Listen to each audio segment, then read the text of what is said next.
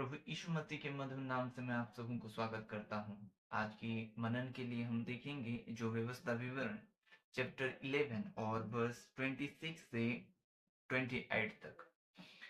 सुनो, मैं आज के दिन तुम्हारे आगे आशीष और श्राप दोनों रखता हूँ। अर्थात यदि तुम अपने परमेश्वर यहोवा की इस आज्ञा को जो मैं आज तुम्हें सुनाता हूँ मानो, तो तुम पर आशीष होगी। और यदि तुम अपने परमेश्वर यहोवा की आज्ञा को नहीं मानोगे और जिस मार्ग की आज्ञा मैं आज सुनाता हूँ उसे तज कर दूसरे देवताओं के पीछे हो लोगे जिन्हें तुम नहीं जानते हो, तो तुम पर श्राप पड़ेगा। आज मैं आपको ये बताना चाहता हूँ कि आपके जीवन पर आशीष कैसे आ सकता है। और अगर आप चाहें तो परमेश्वर की हर एक ब्लेसिंग जो परमेश्वर दिया है, आप उसे ग्रहण कर सकते हैं। और अगर आप चाहें तो आपके जीवन पर श्राप आ सकता है। ये आपके ऊपर निर्धारित है कि आप क्या चाहते हैं। आज परमेश्वर की वचन आपसे स्पष्ट रीति से बातें करेगा। और मैं चाहता हूँ कि ये वचन आप ध्यान से सुने कि परमेश्वर आज आपसे क्या बातचीत करने वाला है। हालेलुया।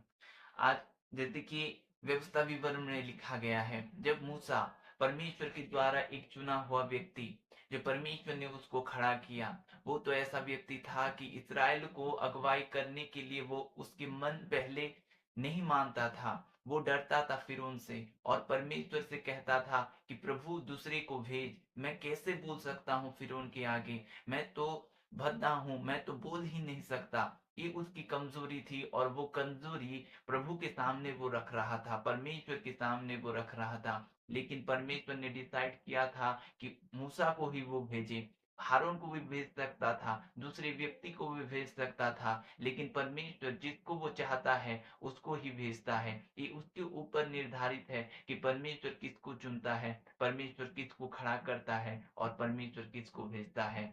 जो मूसा को परमेश्वर ने इस्राएल को छुड़ाने के लिए भेजा, उसके द्वारा परमेश्वर ने व्यवस्था उनको दी और परमेश्वर ने उस व्यवस्था के अनुसार चलने की मांग उनसे की थी। और यहाँ से उनको ये व्यवस्था इसलिए दिया गया था कि परमेश्वर की आज्ञा को वे माने।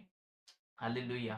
परमेश्वर की आज्ञा को वे वो माने। और मूसा ने उनको ये वचन कह सुनाया उस समय में जब वे प्रतिज्ञा के देश को जाने वाले थे। जब वो प्रतिज्ञा के देश जो कालेब और यहोशू के अगुवाई से वे लोग जाने वाले थे। और मूसा ने कहा कि जब आशीष और श्राप मैं दोनों तुम्हारे आगे रखता हूँ, ये तुम्हारे ऊपर निर्धारित है कि तुम क्या चुनते हो।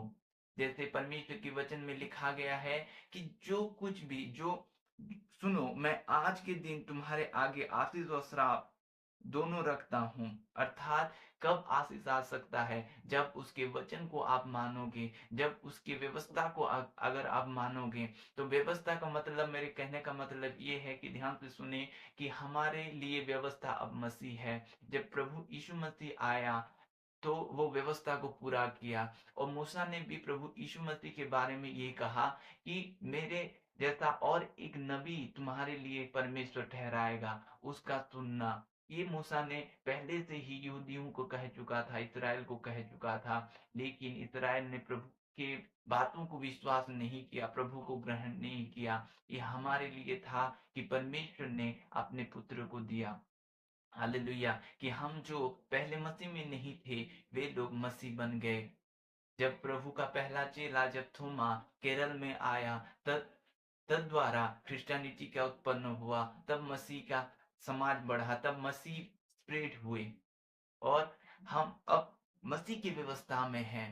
तो मूसा ने उस दिन ये कहा था कि जो व्यवस्था परमेश्वर ने दिया था उसको वे पालन करे, जो प्रतिज्ञा के देश को वे जा सकते हैं।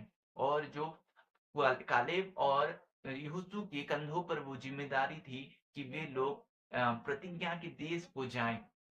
वैसे हम जो स्वर्ग की प्रतिज्ञा के देश में जाएंगे, तो स्वर्ग के देश में जो हमारा प्रवेश होगा उसका व्यवस्था मसीह है। इसलिए वचन कहता है, क्या तुम नहीं जानते कि तुम मसीह के मंदिर हो, तुम यीशु के मंदिर हो और तुम पिता के मंदिर हो। यानी हम खुद उसके मंदिर हैं। और व्यवस्था, जो मसीह की व्यवस्था, वो खुद आप पर है।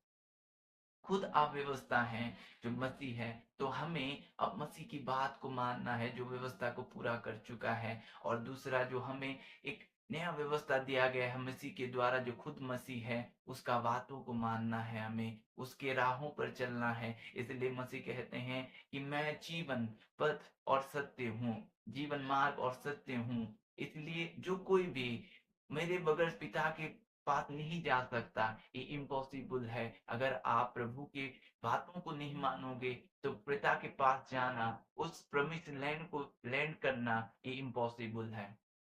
इसलिए आज जैसे कि आशीष की बात हो रहा है, कब अपने जीवन पर आशीष आएगा? जब आप परमेश्वर की वचन को मानना स्टार्ट करोगे, परमेश्वर के वचन को अलाउ करेगा अपने जीवन पर। हर दिन प्रतिदिन आप उसके वचनों पर चलोगे, डे बाय डे आप देखोगे आशीष आपके जीवन पर आएगी, आपके परिवार पर आएगी, आपके हर एक क्षेत्र में परमेश्वर आपको आशीष करेगा।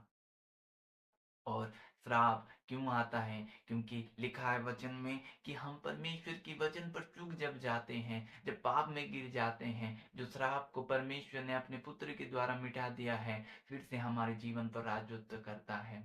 ऐसा ना हो कि परमेश्वर का जो आशीष हमारे लिए है वो हमारे हमारे ही कारण रुक जाए। आपको परमेश्वर के वचन को मानना है।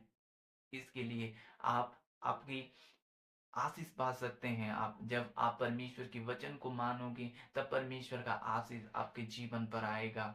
जैसे उस दिन मूसा ने इस्राएल को कहा कि मैं तुम्हारे सामने आशीष और श्राप दोनों रखता हूँ। उसने नहीं कहा कि तुम्हें परमेश्वर के चरणों तले बैठना है तो तब तुम आशीष पाओगे, नहीं। चरणों तले बैठना है, ये अच्छी बात है। आप जितना उसके चरणों तले बैठे हो उतना ही अच्छा है, उतना आपको शांति मिलेगा, उतना आपको सीखने को मिलेगा। लेकिन कब आप आशीष पाओगे? जब उसकी व्यवस्था को आप मानना स्टार्ट करोगे, जब उसकी वचन को आप मानना स्टार्ट करोगे, जो मसीह खुद व्यवस्था है। जब हमारे लिए अब मसीह व्यवस्था है, वो उसको आप जब मानोगे, मसीह की बात आप जब मानोगे, तब आपके जीवन पर ब्लेसिंग आएगा, तब आपके परिवार पर ब्लेसिंग आएगा, तब आपकी स्पिरिचुअल ग्रोथ होगा, तब आप हर एक क्षेत्र में परमेश्वर की आशीष को अपने जीवन पर देख सकोगे।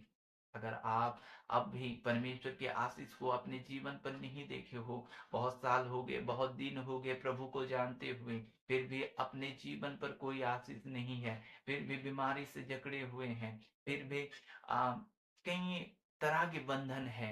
परमेश्वर चाहता है कि ये वचन को आप ग्रहण करें, और हर एक बंधन आज परमेश्वर तोड़ने वाला है। हालेलुया। आइए मैं आपके लिए प्रार्थना करूंगा कि आप उस वचन के द्वारा चलो, जिस वचन को परमेश्वर ने उसके ऊपर रखा है। धन्यवाद हो स्वर्गीय पिता। प्रभु जी, मैं आपके लिए, आपके लोगों के लिए विनती करता हूँ खुदावंत। प्यारे प्रभु जी, उनको आप अनुग्रह में बढ़ाएं प्रभु जी। उनको प्रभु जी होने दे खुदावंत कि वे आपकी वचनों के अनुसार चलें खुदा। स्पष्ट रीति से आपने आज आपकी वचन को प्रभु उनके जीवन पर दिया है खुदा। इस वचन को प्रभु ले लें और प्रभु वे आपकी इच्छा के अनुसार चलें खुदावंत, मसीह के राहों पर चलें खुदावंत। यीशु की बातों को मानने में प्रभु आप अनुग्रह करें। हर एक बंधन टूटे यीशु नासरी के नाम से, हर एक बंधन टूटे यीशु नासरी के नाम से, हर एक बंधन टूटे यीशु नासरी के नाम से। प्रभु जी आप आजाद करें खुदा, आजाद करें खुदा। प्रभु जी आपके चरणों तले बैठने में मन दे खुदावन। प्यारे प्रभु जी आपकी व्यवस्था को ध्यान करने में मन दे खुदावन। प्रभु आपके वचनों पर चलने में मन दे खुदावन। प्रभु आपसे अलग ना हो खुदावन। हर एक ब्लेसिंग को मैं रिलीज करता हूँ यीशु नासरी के नाम से। हर एक ब्लेसिंग को रिलीज करता हूँ, हर एक ब्लेसिंग को मैं रिलीज करता हूँ। हर एक श्राप टूट जाए यीशु नासरी के नाम से। हर एक श्राप के बंधन टूट जाए यीशु नासरी के नाम से। हर एक श्राप के बंधन टूट जाए यीशु नासरी के नाम में। आजाद हो जाए, आजाद हो जाए, आजाद हो जाए यीशु नासरी के नाम से। प्रभु जी आप छुएं खुदावन। प्रभु जी आप उनसे छुएं खुदावन। प्रभु जी बदलने, प्रभु जी उनके जीवन को बदलने खुदावन। धन्यवाद हो राजा। Thank you Lord. प्रभु जी आपने मेरी प्रार्थना को सुना इसलिए धन्यवाद, आपने कार्य किया इसलिए धन्यवाद, यीशु नासरी के नाम में आमीन। God bless you all.